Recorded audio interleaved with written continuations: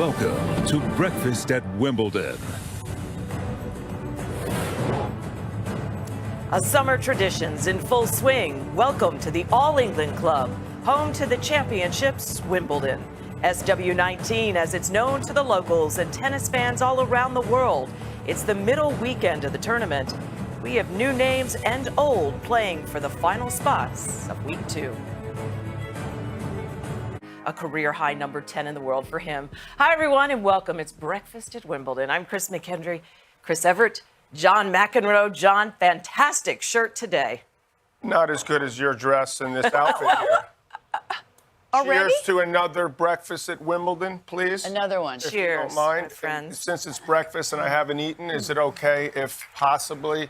It's so relaxing, this breakfast. You know what? I got to say something. We've been here so long, we both have white hair. That's how long we've been here. I like your hair. No, we're not talking to you, okay? You've got beautiful blonde hair. I'm just But you enjoying and your I moment. have gone white because of this Because of what? job, Stress and this you know, job we trying to- have, this stress with watching these matches. And Do you mind if I, because this is sort of... Go This for is it. the best show of the year. I've got to say, I look forward to this day every year because I get a chance to sit next to you two.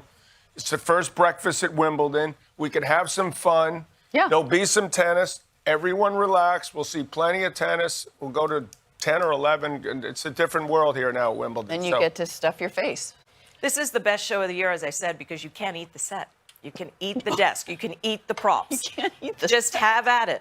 Have at it. Enjoy. You know what? They don't have this over in America. They don't have strawberries like these over in America. No. Or croissant. You know what? It's a bumper crop this year. I was reading. Bumper? A Okay. bumper crop of strawberries this year because there were no spring frosts and it's been rather dry.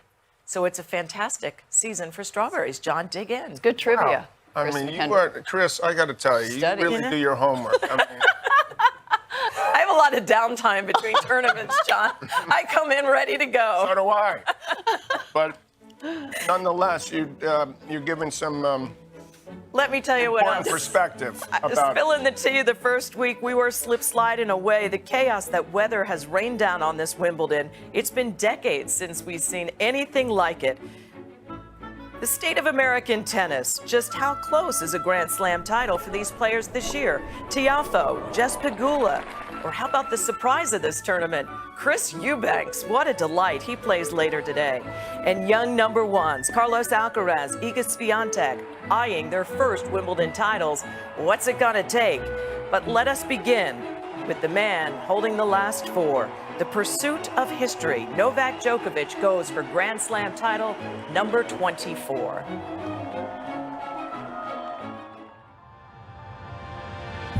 I've been privileged to be part of that amazing group of players. Novak Djokovic. It's a golden era of men's tennis, without a doubt. We know that Roger retired last year, and then Rafa obviously struggling with his injury. And it feels a bit strange not to have some of these guys around.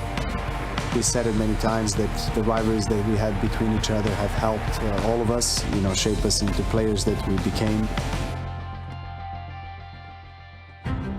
But at the same time, it was kind of expected that you're going to have a shift in generations and you're going to have some new faces. Alcaraz continues to build his legend. You got to love this kid. These young guys, they're super hungry and they want to win against you on the biggest stage. Francis Tiafoe says, it's my time. And that pushes me to exert even more energy for myself and show them that I'm still there. I'm still not finished, and I still want to keep going and trying to win more. One of the all-time greats. The goat! Why do they call you the goat? The word GOAT. Everyone is just fascinated with the discussion. What is your take? I love the discussions. I think they are great for all of us. We, as top players of the tennis world, we want the best for tennis. We want more attention, we want more people. Let the discussions continue.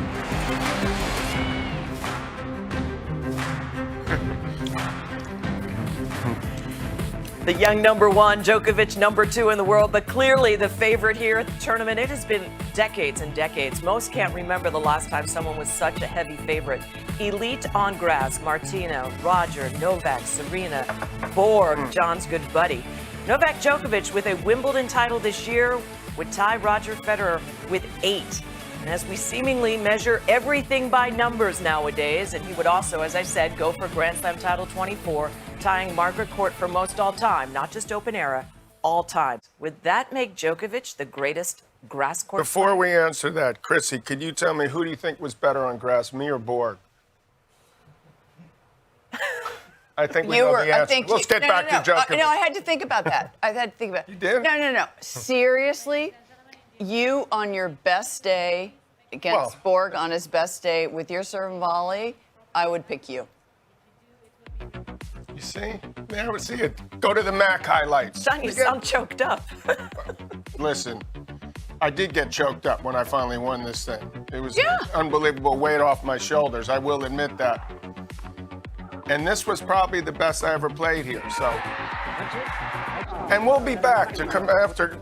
Who'd you like to play better? From our local Obviously, sponsor. Jimmy and Borg, very different. Which leads to my next question. Who do you think's better on grass at their best, Novak or Roger?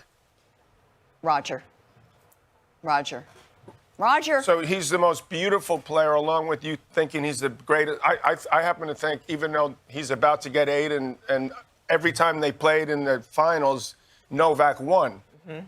Just think if Roger had won that match when he was 36 or 7, he had 2 match points. We may not be having this conversation. Who's better, Martina or Serena? Okay, she's Martina our host. or Serena? Are you the host? That's okay. Carry on. Chris needs a break. She's been working too hard. That's what we hear. I don't know. Okay, so so we got Roger over Novak, me over Bjorn at their best. How about Martina? You tell us what it was like to play Martina on the grass. Martina, okay, love Martina. She used a wood racket, for heaven's sakes, for a lot of her wins. I mean, she used to. Aiden, get that wood racket for us. She has the most accomplished career on grass. She's won 30. She won 30, right? I think she won 30 titles, singles, doubles, and mixed. Yeah, but on grass. We're not saying only singles. No. But if I were to put my money on Serena at her best, do you want me to answer the question or? Not really, but no, I'm kidding. Go ahead. No, okay, so Serena Williams playing at her best on grass was better than anybody because of her serve, because of her return to serve, because of her power. I mean, no doubt, but also you have to remember it was 30 years. It was 30 years since Martina won, and where do you put everything Steffi? Gets better. Where do you put Steffi? Where's Steffi? Is she 2, 1, or 3? 3. Sneaking. I mean, she's a firm 3. So those 3 are the greatest for sure. Chris Everett 4. But you know what? This isn't about why do Wimbledon titles? Why does the Wimbledon title seemingly define one's career more than any other Grand Slam? Well, if you like golf at all, it's like our Augusta. It's the one event that just stands out. I know when I was a kid, I mean, you're just like, please, somehow, can I make it over to the other side of the ocean? To Wimbledon. It's so beautiful aesthetically, too. I think, to me... Historically, right? Just like the Masters, just like... Correct. That's what Novak said, the history, the tradition. And you know what the funny thing is? We play on grass 3 weeks of the year. Your Wimbledon titles mean... Which really bugs me, because we don't know how good we really could be on grass. What do your Wimbledon titles mean to you compared to your French? My Wimbledon titles mean, I think, the most to me because it wasn't my game. Grass didn't suit my game. And I had to make adjustments, and I had to adapt, and I had to come up with some different kinds of shots, like the lobs, and like the drop shots, and like, slice backhands, and I had to beef up my serve a little bit. So it was a challenge. And because of that challenge, it meant, I think these 3 titles meant the most to me. So you say even if Djokovic wins this and gets 8, no saying he's stopping, could get 9, could get more, you'll still point to Federer. Is that because of the grace and the beauty of his game, or? No, not right now. You're asking us right now. If he gets 8 or more, then I think Novak quite probably looks like he's going to be considered the greatest player of all time. Mm-hmm. I happen to consider Roger the greatest player, but I'd also put Sampras. We didn't throw Sampras in the mix. Right. I'd love to see Sampras at his peak play Novak on this court and see like a true serve volleyer who knows what they're doing up in that playing Novak Djokovic. So I think he should be in the mix. It was so different back in those days. We didn't have the information, you know. And the we court didn't have played differently. signs. You always tell me the grass Court plays plays differently. Yeah. I mean, That's people weren't true. training like they were. We didn't have 5 people around us on a team helping us with our bodies and our fitness, and it was so different. I know. You put Pete. It's a tough time. Time. We didn't make that much money. It's just, Doing all right. We're sitting here at breakfast at Wimbledon. People allegedly are still listening to what we have to say once in a while. And I'm we're just so loving it. glad the two of you made it through. Really well done. yeah, in one piece. We made it. You mean the segment? That's a mean start. That's really a mean start. All right, enough with you.